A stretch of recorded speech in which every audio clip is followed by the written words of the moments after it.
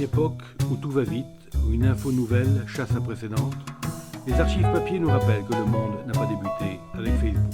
Bonjour, je suis Denis Dupont et je m'égare souvent avec délice dans les archives de l'Indépendant. Suivez-moi, les surprises ne manquent pas, la preuve par le sang. Il y va des cinémas comme des gens.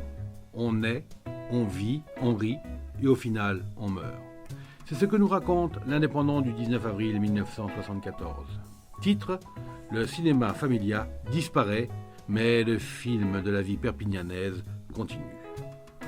Une salle obscure est tombée dans la nuit du passé, relate l'article. Un écran perpignanais ne connaîtra plus jamais de Technicolor. Un cinéma a fermé définitivement ses portes mardi soir après une dernière séance gratuite. Ce cinéma, qui fait partie de l'histoire de Perpignan et qui a abrité beaucoup d'heures de la jeunesse de pas mal de jeunes ados, était déjà en sursis. On pensait déjà le fermer en effet en début 1973.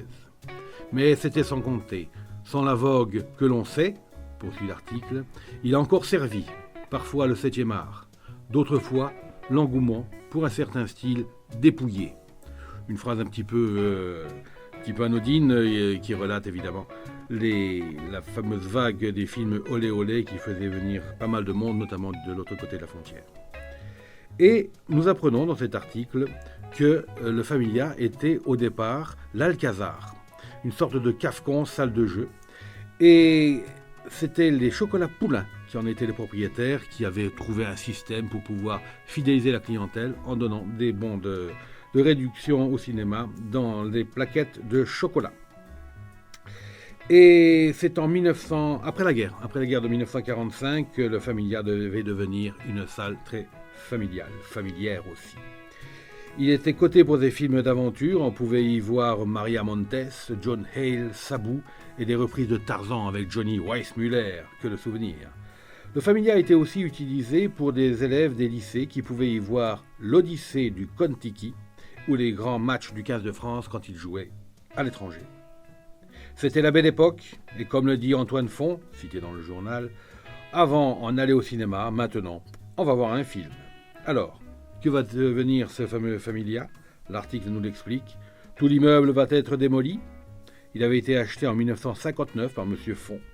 3000 mètres cubes de décombres seront retirés de cet ensemble. En un mois, tout sera nivelé.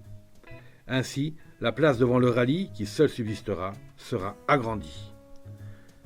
Un cinéma disparaît, répète l'article, mais le film de la vie perpignanaise continue. Et c'est tant mieux. C'était Je vous parle d'un temps, un podcast proposé par Denis Dupont et produit par l'Indépendant. C'est la tristesse, à retrouver chaque mardi. l'effroi, parce que tu n'es plus près de moi. Parfois, je me délecte de ce goût délicat que nous avions ensemble.